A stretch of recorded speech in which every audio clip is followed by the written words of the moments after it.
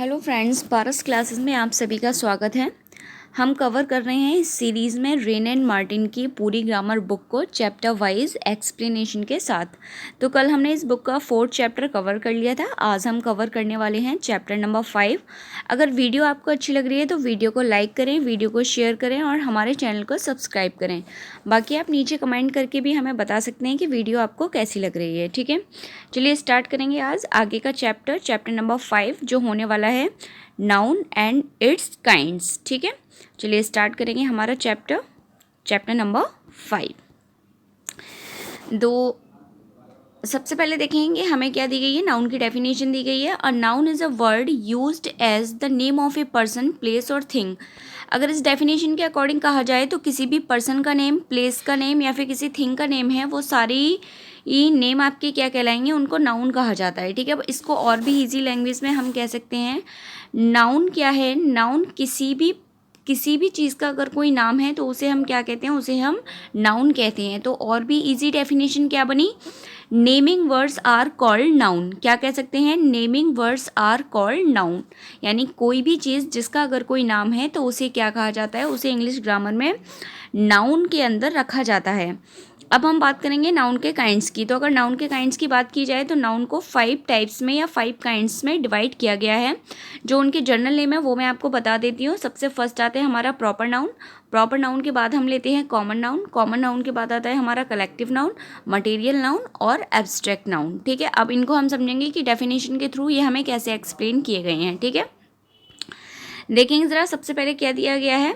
Look at the following sentence. सबसे पहले हमें एक सेंटेंस दिया गया है, Ashok was a wise king. ठीक है, अब नीचे ज़रा देखेंगे इसको कैसे समझाया गया है, पूरे एग्जाम्पल को कैसे एक्सप्लेन किया गया है। ठीक है, the noun Ashoka refers to a particular king but the noun king might be applied to any other king as well as to Ashoka.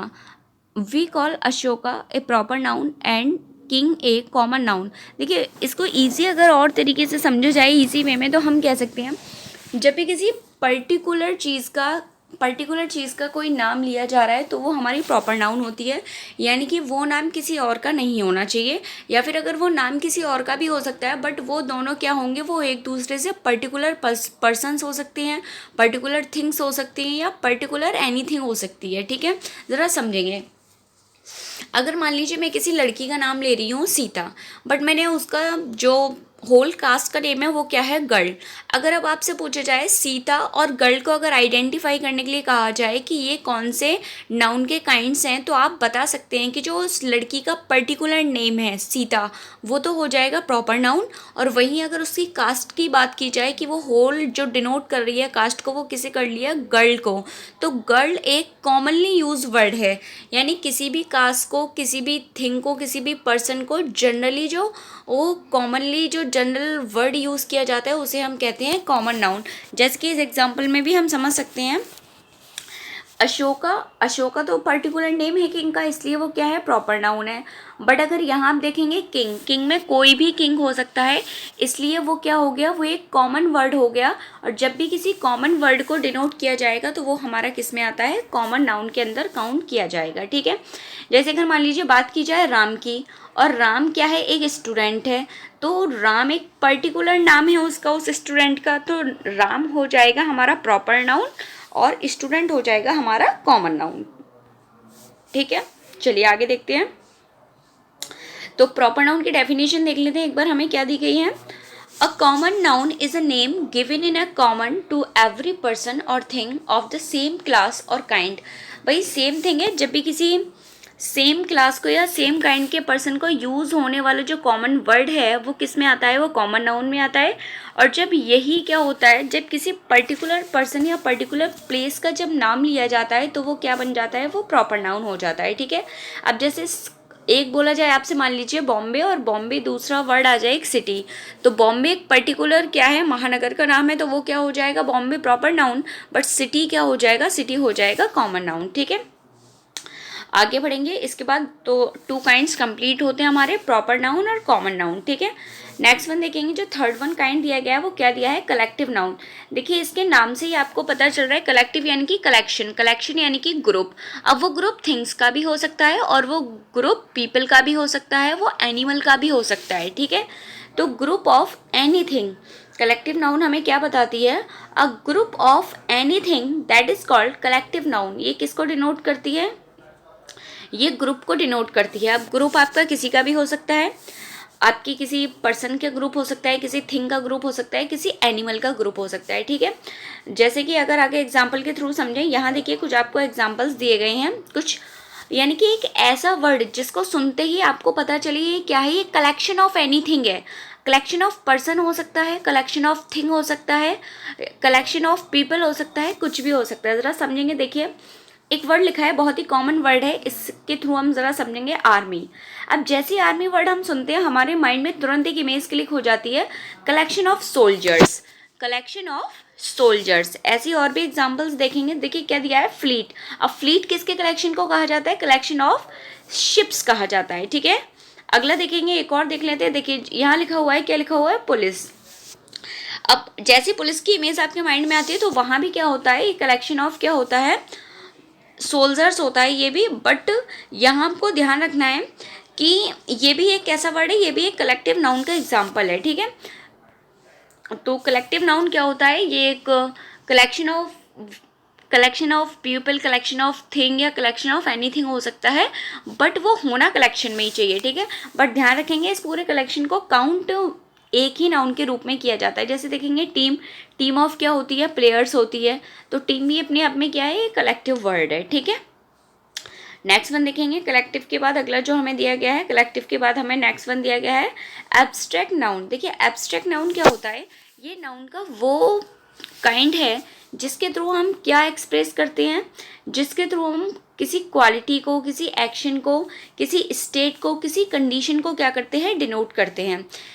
सबसे मेन बात क्या है एब्स्ट्रैक्ट नाउन में, इसको हम क्या नहीं कर सकते, इसको हम टच नहीं कर सकते, और ना ही हम इसको क्या कर सकते हैं, सी कर सकते हैं, ना ही हम इसे देख सकते हैं, ना ही हम इसको टच कर सकते हैं।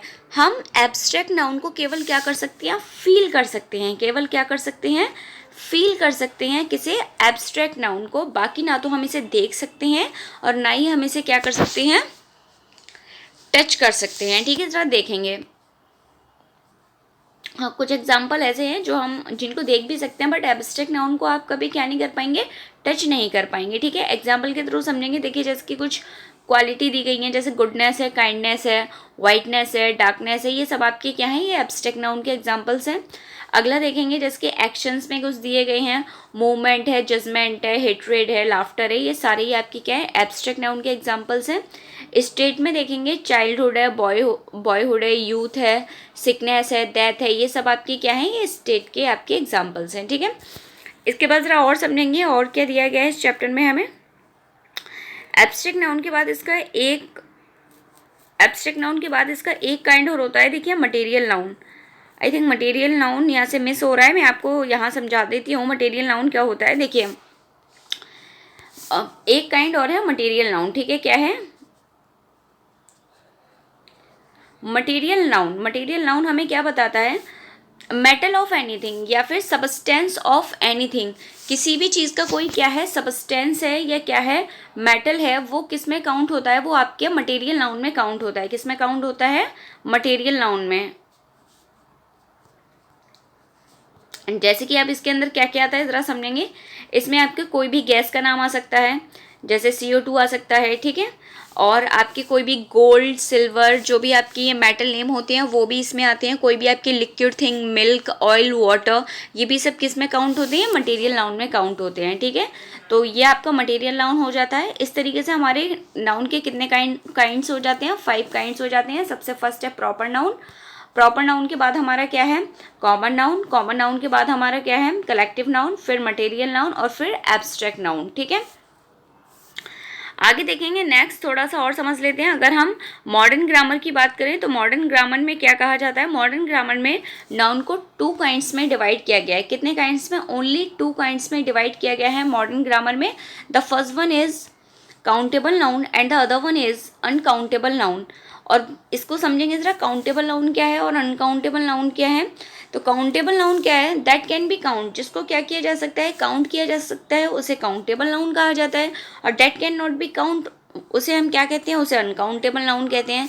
जिसको काउंट किया जा सकता है वो काउंटेबल नाउन है, और जिसको काउंट नहीं किया जा सकता वो हमारी क्या है, अनकाउंटेबल नाउन है। ठीक है, ये बात आपको ध्यान रखनी है।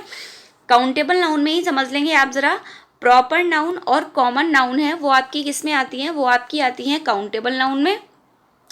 और अगर अनकाउंटेबल नाउन की बात की जाए तो अनकाउंटेबल में आपकी क्या क्या आती है, एक तो मटेरियल नाउन आएगी, एब्स्ट्रैक्ट नाउन आएगी, और आपकी कलेक्टिव नाउन भी आपकी यहीं पे आएगी अनकाउंटेबल नाउन में। ठीक है, चलिए बाकी आगे की जो चैप्टर हैं हम अपने नेक्स्ट वीडियो में कवर करेंगे।